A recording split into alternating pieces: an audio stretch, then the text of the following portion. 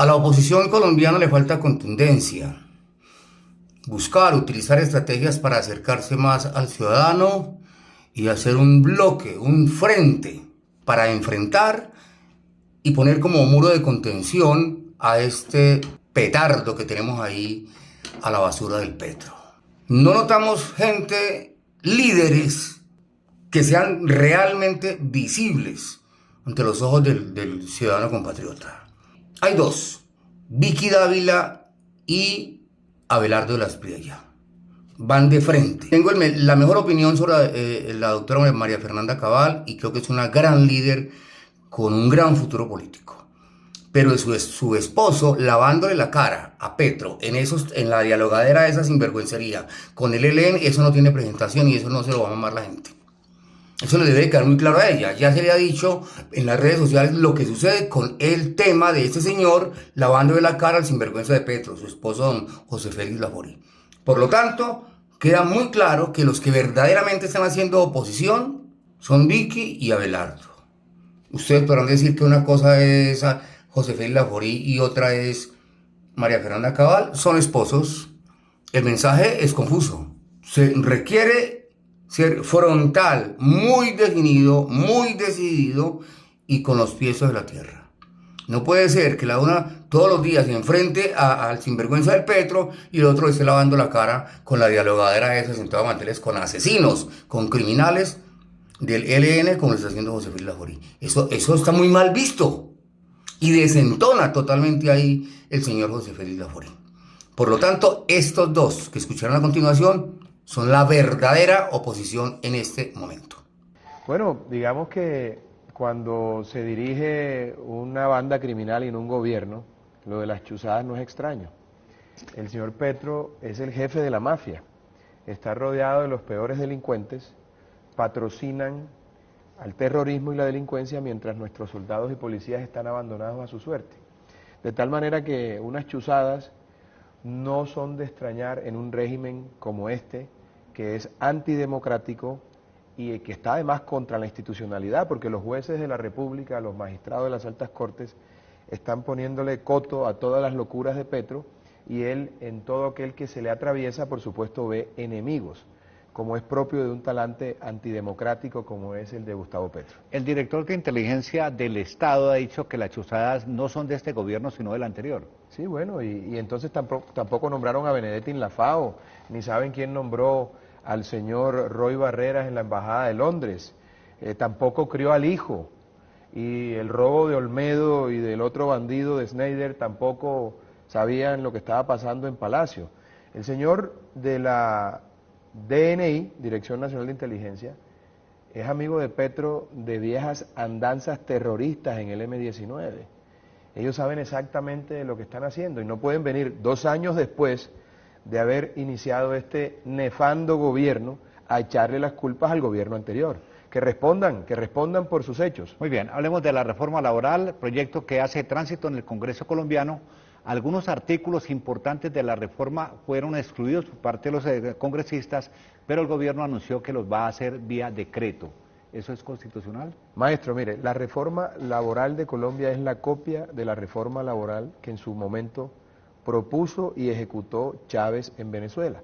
Todos los trabajadores aplaudían al unísono porque se les iba a arreglar la vida y las empresas demoraron abiertas 2 o 3 meses.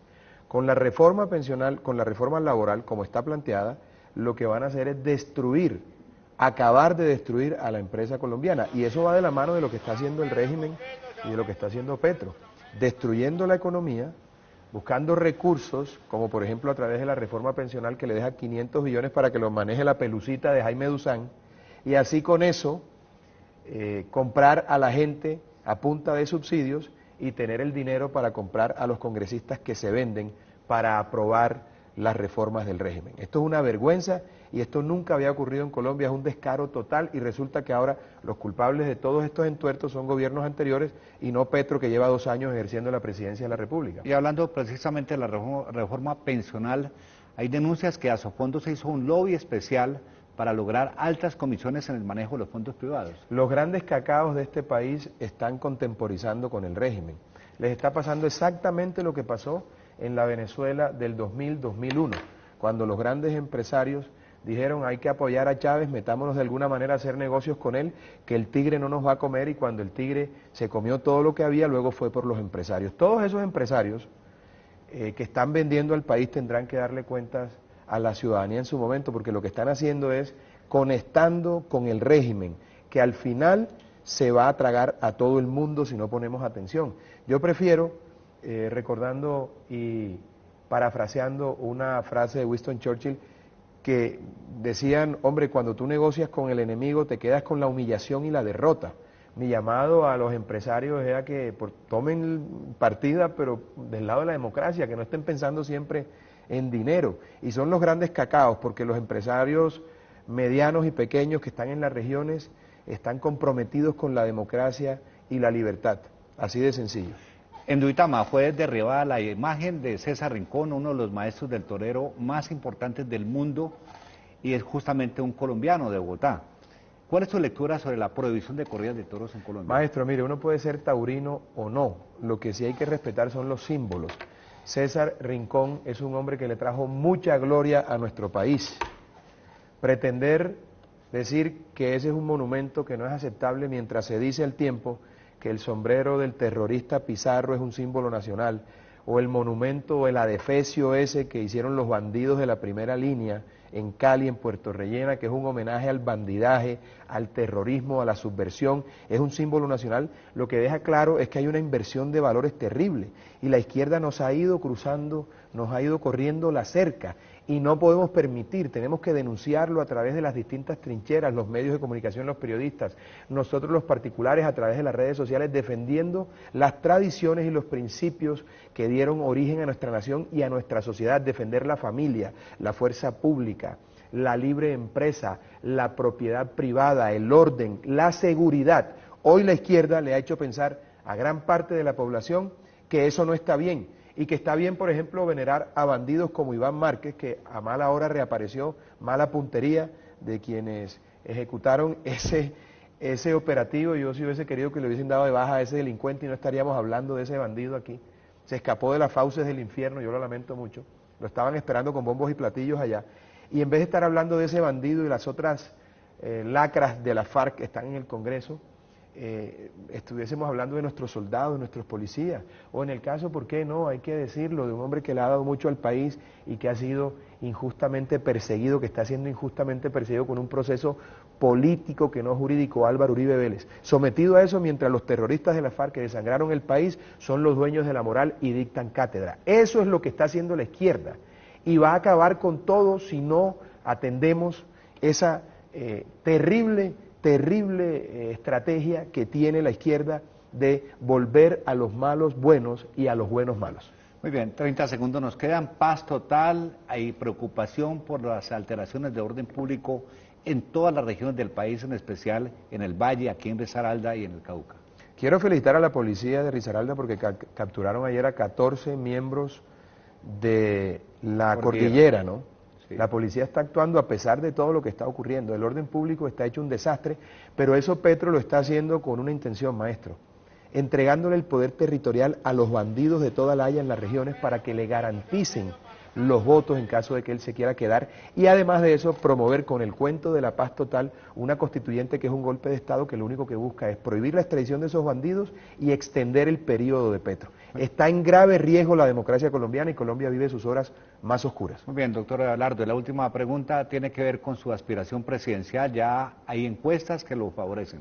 Pero yo no he dicho que aspiro ni soy candidato. ¿Pero le gustaría? Estoy promocionando el ron, estoy promocionando mi libro. Yo no creo que sea momento de candidaturas. Pero faltan 2 años, ya entramos en campaña. No, porque lo que Petro quiere es que hablemos de candidatos y que no nos demos cuenta de los robos y del bandidaje que hay en su gobierno, para que él se pueda atornillar el poder. Ahora la pelea tiene que ser que efectivamente tengamos elecciones libres en el 26. Todo el que esté hablando de candidaturas ahora está pensando en él y no en el bien o en la salud de la República, como decían los antiguos romanos. Lo primero es que haya elecciones libres en el 26 y que el tirano en ciernes no se atornille al poder. Hola, Colombia tiene muchos retos, a pesar de que los últimos 30 años han traído importantes avances en materia económica y social. Muchos ciudadanos se sienten estancados y que no progresan, es más, se sienten retrocediendo. A gran parte de la clase dirigente y a los políticos de siempre, con pocas excepciones, les ha faltado entender la problemática de los colombianos de a pie y se han ocupado más de la politiquería y de cómo enriquecerse. Muchos colombianos votaron por Petro, pensando que representaba un cambio.